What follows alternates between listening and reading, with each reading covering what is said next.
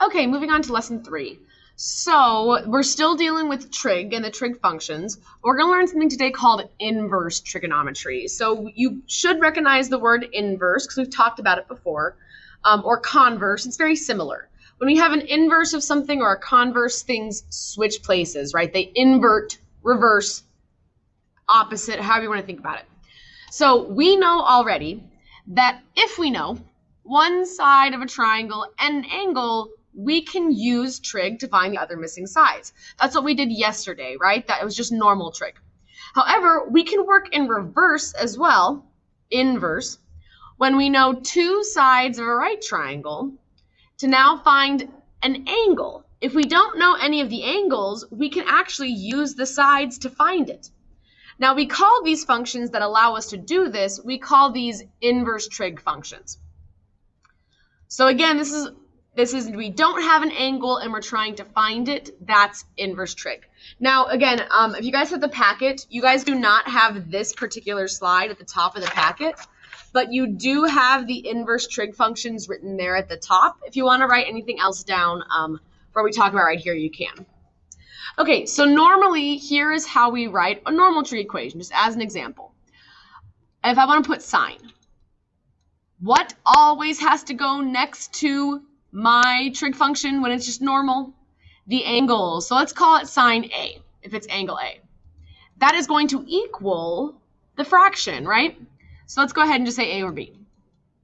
Actually, I'm going to go ahead and say opposite over adjacent, or sorry, opposite over hypotenuse, because that's what the sine function is. Opposite over hypotenuse, right? So, from SOHCAHTOA. So this is a normal trig equation. Sine, angle equals fraction. And then we have cosine and tangent the same way. Now with inverse trig, inverse again means reverse, means switch, means opposite, however you want to think about it. What ends up happening is the angle and the fraction switch places. So here was my angle, here's my fraction. They switch places. So now opposite over hypotenuse is over here. My angle is over here. Now the trig function stays put, right? It's these two that switch places. But now that this is an inverse trig function, what we do is we put a little -1 here. That tells us this is inverse trig, because -1 makes things opposite, right? If I say, oh, this times -1, well, it's the same number, except now it's just the opposite sign of what it was. So this is in your packet, but this is what you should see. So we also have this for cosine. Cosine -1 is adjacent over hypotenuse equals my angle. And tangent -1, which is opposite over adjacent. These are our inverse trig functions. So again, all that happens is that the angle and the fraction switch places. And again, we have this little -1 here. There is a button I'm going to show you in the calculator to plug sine -1 in. You don't actually type the -1 yourself. So let's go ahead and try practice. This is also not in the packet. We're going to practice plugging into the calculator so that you guys know where this button is at. Again, it's so simple, but if you don't know how to plug it in the calculator, you're not getting anything. So we're going to practice using a calculator to find the angle measure A in each case. Once more, this is not in your packet. You'll just need to follow along on the side if you have space. So see how this is a normal trig function. Sine, angle equals, this could be a fraction, right? 0.5 is 1/2, yeah? So in order to solve for A, what we're going to do is we're going to switch places here and make this an inverse trig function. So we have sine -1 of, now right here is 0.5, and this equals A. So hey, I wanted to solve for A. All we have to do is plug this in the calculator. So I'm going to go ahead and show you on Desmos, and then you guys are going to try the next ones. So on Desmos,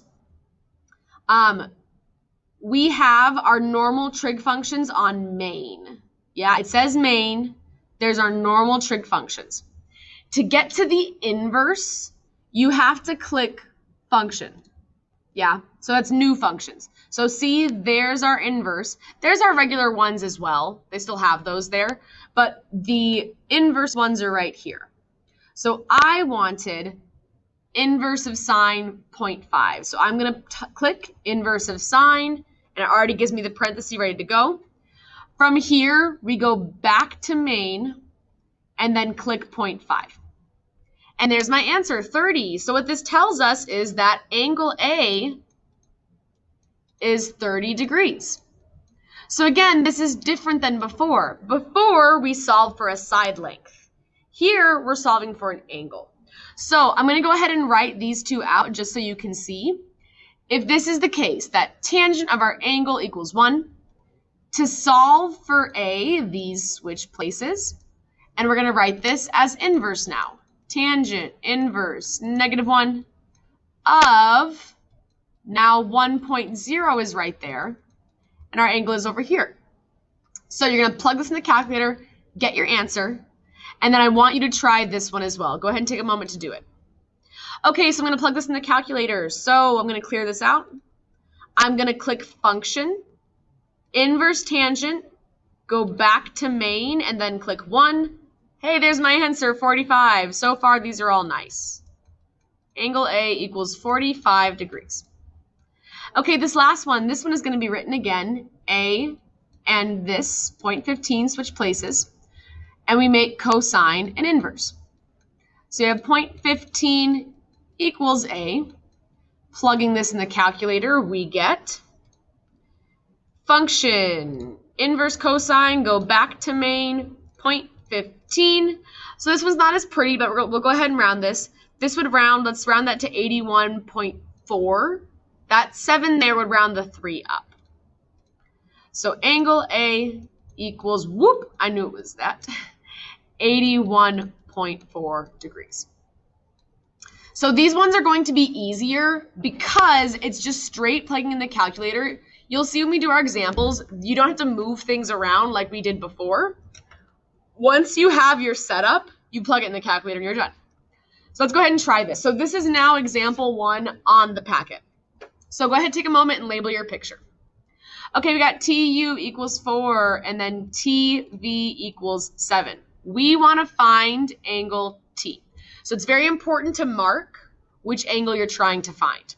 So since we are finding an angle, this becomes really important, guys, when you're doing your test, because you're going to have all of these problems together and you have to be able to look at a problem and go, oh, I'm finding an angle.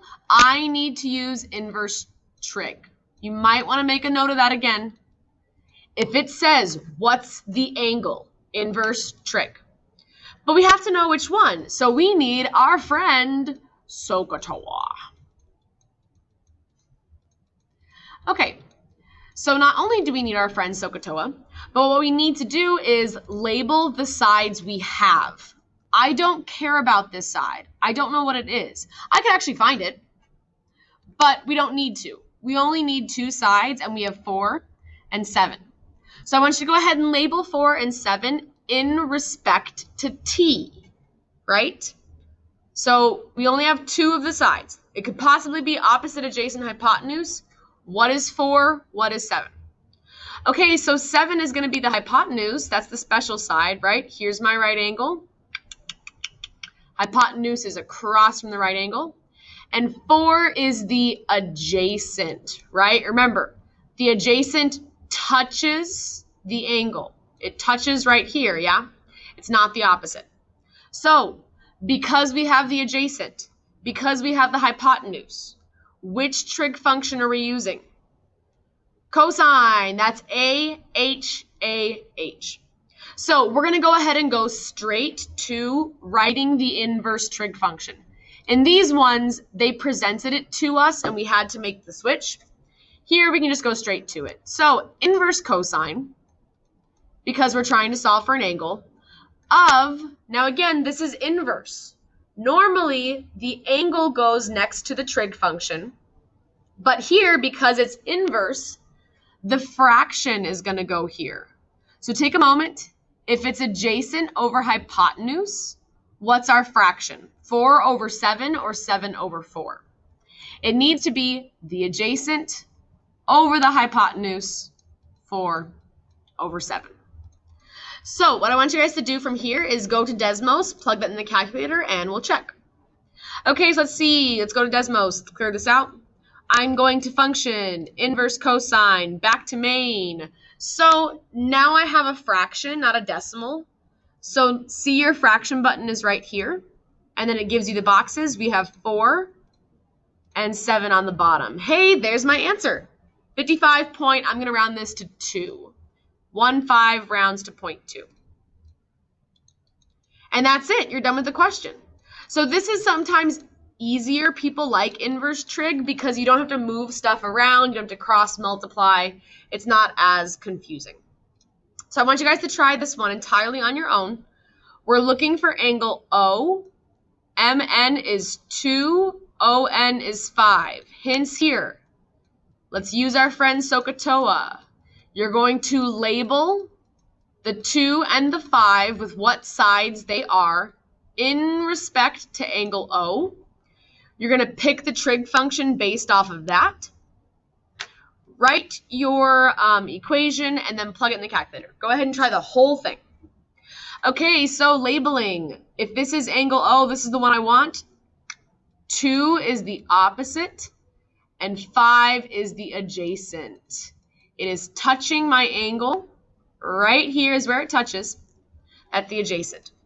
So the trig function you should have picked is the one that has opposite and adjacent. That's tangent. So inverse tangent, because I'm trying to find an angle, of my fraction. Opposite is 2, adjacent is 5. And then we're going to go ahead and plug this in the calculator. We got function, inverse tangent, fraction was 2/5, right? Yep. 2. Whoops. Careful with plugging things in incorrectly. Sometimes it gets off. 2/5. Hey, there's our answer, 21.8. So we'll practice this a couple more times before you guys do the assignment, just so it clicks, because those are the only 2 examples in the packet.